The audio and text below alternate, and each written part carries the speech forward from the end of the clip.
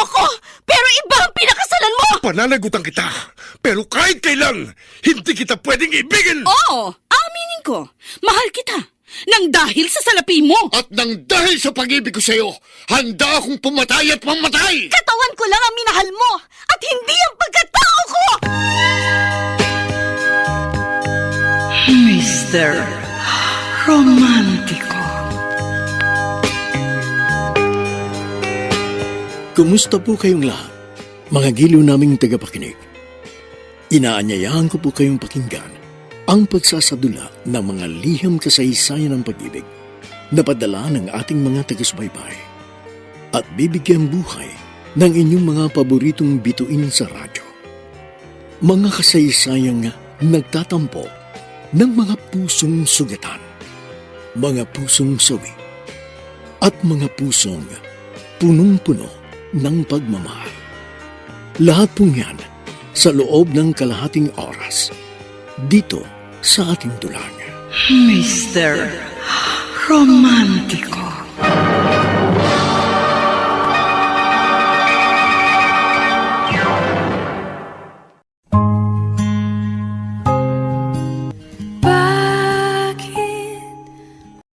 Bakit may mga alaalang iniingatan at ito ay mahirap iwaglit sa isipan?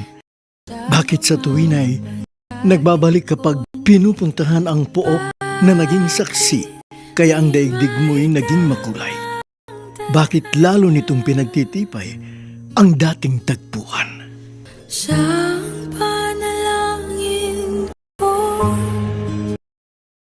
Magandang umaga mga kaibigan.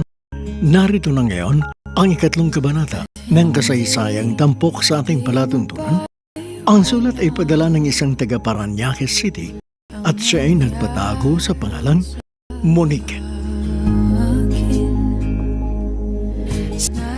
Mr. Romantico, matapos akong ihatid ni Carlo ng gabi yun sa bahay namin, hindi ko po maipaliwanag ang naramdaman ko.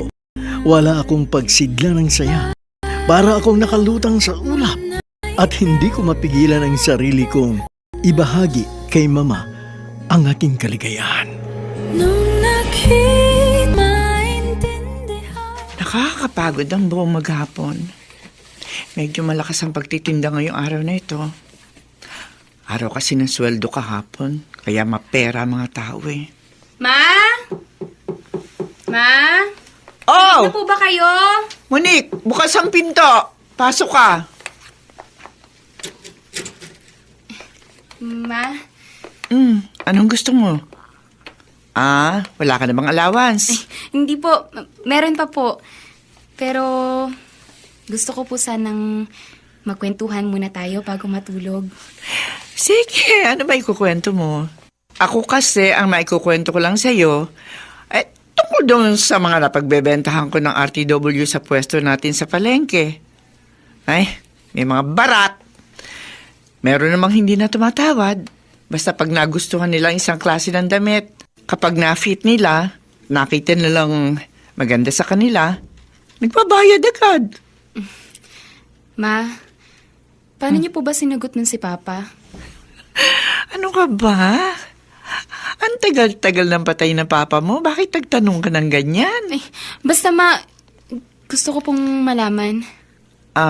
Sige. Nagkakilala kami ng papa mo dito sa Maynila. Nag-aaral siya dito. Nagkasama kami sa boarding house. 2 kwarto yung paupahan sa mga estudyante. Ayun. Na-develop kami sa isa't isa. Pero doon nga siya nagkatrabaho sa Pangasinan. Kaya doon kami tumira na magpakasal na kami. Pero ayun nga, aksidente naman siya. Kaya maaga kang nawala ng ama. Namimiss niyo pa po ba si Papa hanggang ngayon? Siyempre, ganun naman talaga pag mahal mo. Kahit matagal nang wala, lagi mo pa rin maalala. Si Carlo, pag nawala sa'yo, lagi mo pa rin siya maiisip. Ha? Bakit naman po nakasali si Carlo sa usapan, Ma? Kahit hindi ka pa nagkukwento, ha? Alam ko siya ang gusto mong ikwento sa akin. Paano niyo po nalaman? Kanina. Sinundo ka ni Carlo para magsimba kayo.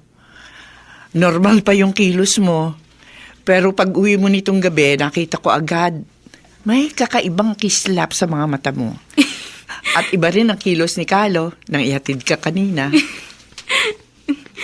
Wala po pala akong masasekreto sa inyo, no, Ma? Sabi nga na matatanda, oy, papunta ka pa lang, pabalik na ako. Binder, ika nga. Sa mga oras na ito, alam ko, lumulukso-lukso pa ang puso mo sa excitement. Ang maipapayo ko lang sa'yo, anak, mag-iingat ka, ha? Kilalanin mo pang mabuti ang lalaking minahal mo.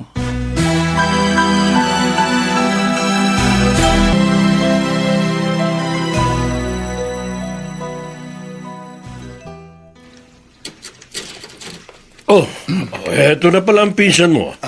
Mano po, Papa? Kaawaan ka ng Diyos. Kanina pa dito yung pinsan mo, hinihintay ka. Kuya Roland, mabuti, inabutan kita rito sa bahay. Eto, tamang-tama. Nagpa-take out ako ng 2 roasted chicken.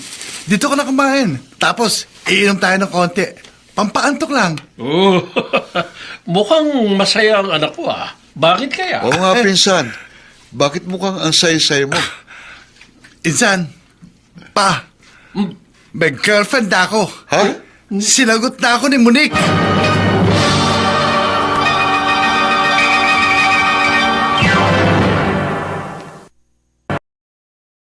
Mr. Romantico.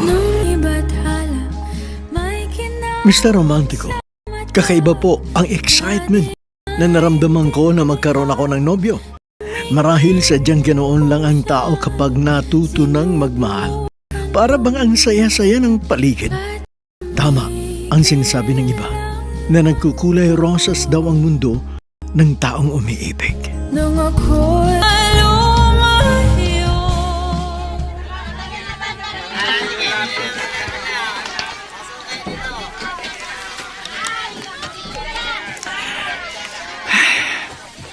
Natutuwa ako. Paminsan-minsan may naghahatid na kay Monique. Kapag ginagabi siya galing sa kanyang pagpapraktikum, sinusundo siya ng boyfriend niya. Napapaitan ako dito kay Carlo. Sa tingin ko, mahal na mahal niya ang anak ko. Sana wag siya magbago. Aba, biyanan ko itong tumatawag ah. Hello, Nay? Yole! Ay, Nay, ako nga po ito. Oh, kumusta ho kayo dyan sa Pangasinan? Mabuti naman. Ikaw ang gusto kong kumustahin. Kayo mag-ina. Maayos naman ho kami rito. Naiinip na ako sa pagsapit uli ng bakasyon. Sa ganong panahon lang nakakapasyal dito si Monique. Hayaan ho nyo, isang araw baka makadala ho siya dyan. Sumama ka naman sa kanya. Nasasabik na rin ako makita ka eh. Matagal-tagal na tayong hindi nagkikita. Oo nga po eh. Papaano, naging busy po kasi ako. Nanghihinayang naman akong isaratong tindahan namin ng RTW. Sayang naman ho kasi yung benta. Kung sa bagay nga. Si Monique, kumusta na apo ko? Naku, inay, baka humagulat kayo. May boyfriend na po ang inyong apo. Sino? Yung bang lalaking nakilala niya dito sa tabing dagat, malapit sa bahay natin? Wala hong iba, Nay. Nang ipakilala siya sa akin ng apo ko, tinutuban na agad ako. Naisip ko, pihado magkakaligawan ng dalawang yun. Normal naman yung ganyan. Kaya lang, lagi mo lamang siyang papaalalahanan. Ay, oo, Nay. Hindi po ako nagkukulang ng pagpapaalala. Isa pa po, matalino naman ang apo nyo. Hindi po yung gagawa na isang bagay na alam niya makasisira sa kanyang kinabukasan.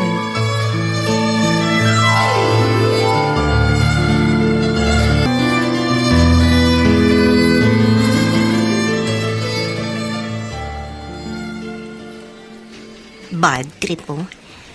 Ayoko na tumambay sa university campus. Mabuti pa, dito na lang ako magpatay ng oras sa mall. Pag may nagustuhan akong pelikula, manonood ako mag-isa ng sine. Kaya lang, nakakaasar nung manood ng sine ngayon. Hindi ka na makatambay ng matagal sa sa loob ng sinihan eh. Dati pwede pang matulog sa loob. Ngayon, hindi na pwede yung ganun. Pinalalabas ng mga tao pagkatapos ng pelikula. Hindi kaya naiisip ng mga may sinihan na isa yun sa nakakahina ng kanilang negosyo? Sus, bahala nga sila. Teka, si Carlo lalaki yun ah. Oo, si Carlo nga. At may kasama siyang ibang babae.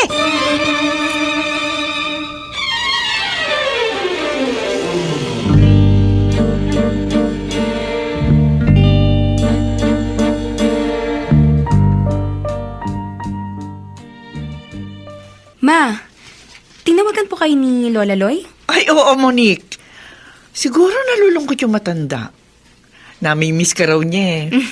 Sinabi ko na po sa kanya yun nung nagbabakasyon ako doon. Sabi ko po sa kanya, graduating na ako. Magiging busy ako sa thesis at sa pagpapracticum. Ganito na lang, pag medyo maluwag ang schedule mo, ano kaya minsan dalawin natin siya? Pwede tayo mag-uwian para isang araw lang na maisasara ang tindahan natin. Sige po. Sasabihin ko po sa inyo kung kailan po ako pwede. Nalulungkot nga siguro si Lola.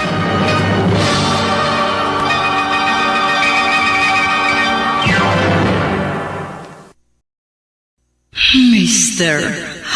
Romántico. Mr. Romantico, nang malaman po ni Carlo na dadalaw kami ni Mama sa lola ko, nagpresenta po siyang ihatid kami para hindi na raw kami mapagod sa pag-commute. Isasabay na raw po niya sa pagbisita sa lugar kung saan nalunod ang kanyang ate. Isang araw ng Sabado, madaling araw po noon, sama-sama kami nagbiyahe papuntang Pangasinan.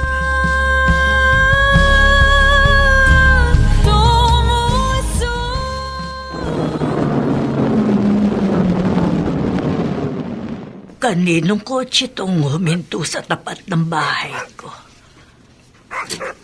Lola! Aba, Mulek! Ay, Nay! Oh, Ano po? naku, Yoli, kasama ka pala. Ay, kaawaan ka ng Diyos, anak. Inihatid po kami nitong boyfriend ng inyong apo. Ay, mano po, Lola? Ah, natutuwa naman ako. Ay, halika kayo dito sa loob. Ay, halika, Carlo. Pumasok ka. Apa. Apo, papasukin mo rito ang nobyo mo at maghahanda ako ng merienda ninyo.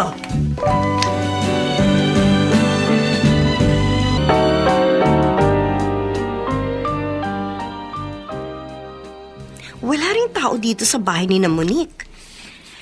Napuntahan ko kanina ang RTW store nila sa palengke. Sarado rin. Saan kaya sila nagpunta? Sayang. Ipapakita ko pa naman sana kay Tita Yoli ang picture ni Carlo at ng babaeng kasama nito dito sa cellphone ko. Kala siguro ng Carlo yun, maiisahan niya si Monique. Pasensya siya. Dahil aksidenteng nakita ko siya at palihim ko silang nakuna ng picture ng babaeng kasama niya. Patay siya ngayon.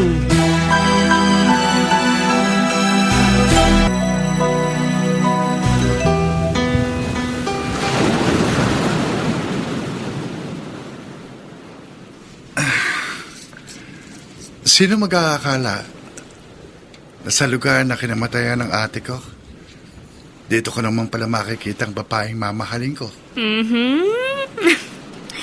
Nagiging sentimental ka, Carlo.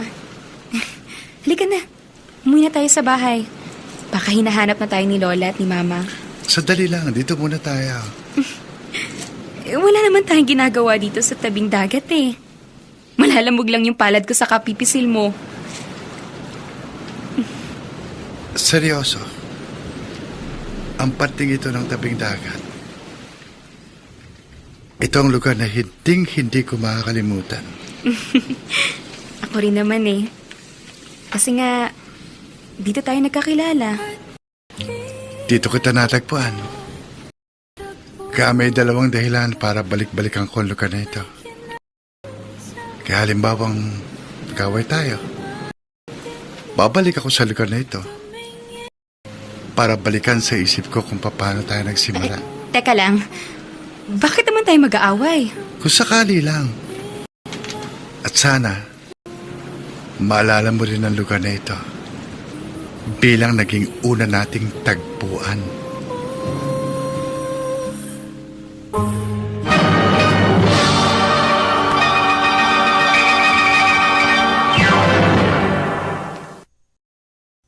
Mr. Romantico. Mr. Romantico, naisip ko po, tila may nakikitang pangitain si Carlo na magkakaroon kami ng malaking away pagdating ng araw. Subalit nakahanda naman akong pairalin ang hinahon sakaling nga magkaroon kami ng hindi pagkakaunawaan. Inggit at paninibugho ang sumisira sa isang magandang relasyon. Ang mga nagsiganap bilang Monique, Regine Castillo, nakasama sina Chiquit Amor, Susan Robles, Olive Madredejos, Phil Cruz, Dante Castro, at bilang Carlo Bobby Cruz, Soundman Jerry Mucha, sa musika ni Boboy Salonga, Technician Bong Muyar. Ang kasaysayang inyong napakinggan ay mula sa panulat ni Alex Areta sa direksyon ni Luz Fernandez.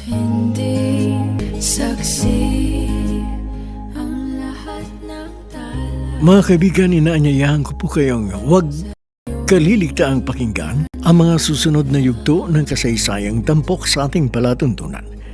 Muli, dalawin po ang FB page ng Mr. Romantico at magbigay na inyong mga mungkahi at opinyon.